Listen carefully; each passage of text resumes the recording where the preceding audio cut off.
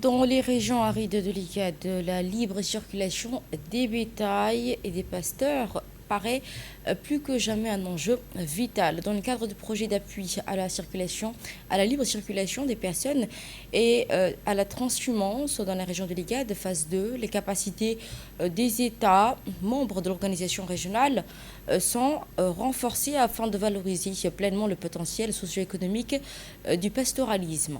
Cette dynamique repose notamment sur la ratification de la mise en œuvre du protocole de l'IGAD sur la transhumance et son plan opérationnel.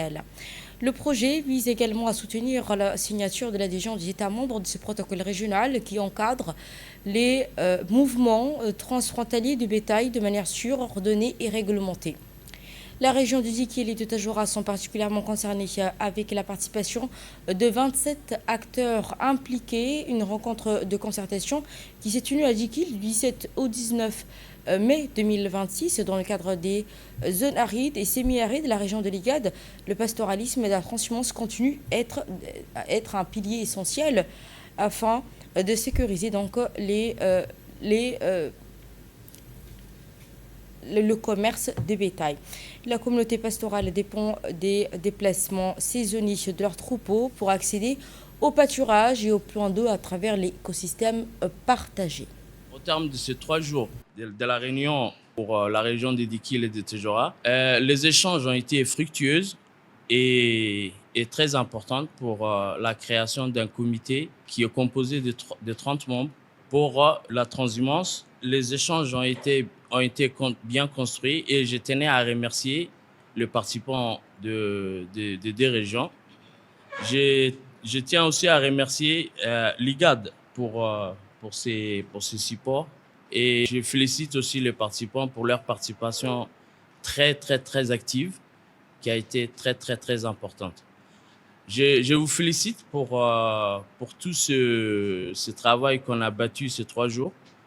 Je tiens aussi à remercier Dr Moumoun pour sa contribution, à Moussa, le sous-directeur de Tadjoura, et la bienvenue de la préfète adjointe du premier jour jusqu'à aujourd'hui pour l'accueil très important de votre part. Merci beaucoup et bon retour. Nous allons écouter à présent la préfète adjointe, Madame Simone Yassine, au cours de cette journée. Mesdames et messieurs, honorables invités, chers participants, chers partenaires techniques et financiers, c'est un honneur pour moi de prendre la parole à l'occasion de la clôture de cette formation de 3 jours consacrée à la transhumance et la mise en place d'un comité. Permettez-moi tout d'abord d'adresser mes sincères remerciements aux organisateurs, aux formateurs, ainsi qu'à l'ensemble des participants pour leur engagement, leur assiduité et la qualité des échanges qui ont marqué ces travaux. Durant ces 3 jours, vous avez eu l'opportunité de réfléchir l'ensemble sur les enjeux liés à la transhumance, pratique ancestrale essentielle à la vie pastorale et au développement économique de nos communautés rurales. Les discussions ont permis de mieux comprendre les défis actuels. Je me réjouis de constater que cette formation a renforcé les capacités de différents acteurs impliqués dans la gestion de la transhumance. Les connaissances acquises devront désormais être mises en pratique sur le terrain afin de promouvoir une transhumance apaisée, organisée et respectueuse des réglementations en vigueur. J'invite donc chacun d'entre vous à devenir un véritable relais de sensibilisation dans vos régions et dans votre localité respective, afin de diffuser les bonnes pratiques apprises au cours de cette session. Je voudrais également saluer l'appui constant de nos partenaires qui accompagnent les initiatives visant à améliorer la gouvernance pastorale et la coexistence pacifique entre les communautés.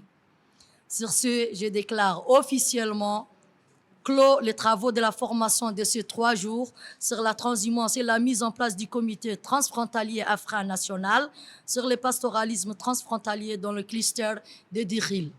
Merci beaucoup, je vous remercie de votre aimable attention.